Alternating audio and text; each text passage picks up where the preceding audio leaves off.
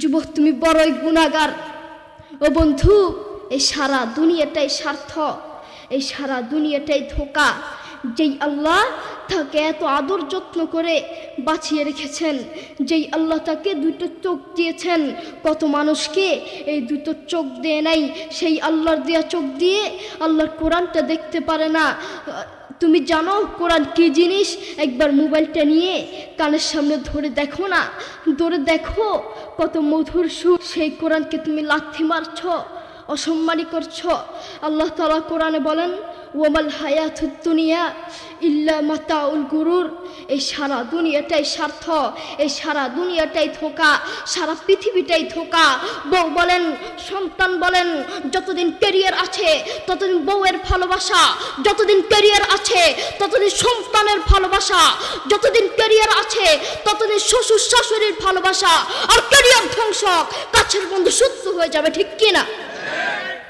তাদের মধ্যে কোরআনের কোনো শিক্ষা নেই, তাদের মধ্যে আছে স্বার্থ আর স্বার্থ, তাদের মধ্যে শুধু স্বার্থ আর স্বার্থ। এই সমাজের কিছু অমুসলিমরাই কোরআনের বিরুদ্ধে লাগে, এই সমাজের কিছু অমুসলিমের বাচ্চারাই, নাস্তিকরাই কোরআনকে লাথি মারে, ঠিক কিনা? একটা বারো বলেন নাই, বাবা তাড়াতাড়ি ঘুমাও, সকালে উঠে কোরআন পড়তে হবে। এই জন্যই বলি, এই সমাজের কিছু নাফরমান মা আর বাপের জন্য একটা ভালো সন্তানও নষ্ট হয়, একটা ভালো সন্তান জালেম হয়, ঠিক কিনা? আপনি বাপ আপনার ছেলেকে বলছেন, বাবা বলো তো দেখি সরেওতে অজগরটি আসছে তেরে। ছেলেকে ভয় দেখানোর দরকার নাই।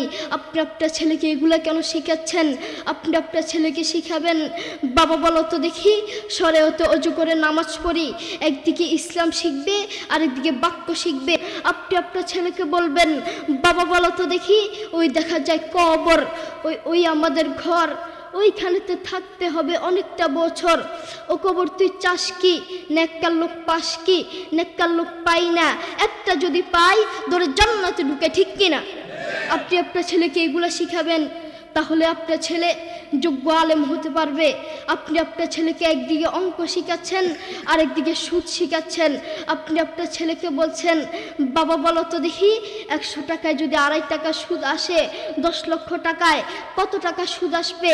মুসলমানের বাচ্চা সুদের অঙ্ক কেন শিখবে? আপনি আপনার ছেলেকে সুদের অঙ্ক কেন শিখাচ্ছেন? আপনি আপনার ছেলেকে শিখাবেন, বাবা বলো তো দেখি 100 টাকায় যদি 2.5 টাকা জাকাত আসে, 10 লক্ষ টাকায় কত টাকা জাকাত আসবে? আপনি আপনার ছেলেকে এগুলো শিখাবেন। একদিকে ইসলাম শিখবে, আরেকদিকে জাকাত শিখবে। মুসলমানের বাচ্চা সুদের অঙ্ক কেন শিখবে? মুসলমানের বাচ্চা অঙ্ক শিখবে তো ইসলামিক পদ্ধতিতে শিখবে।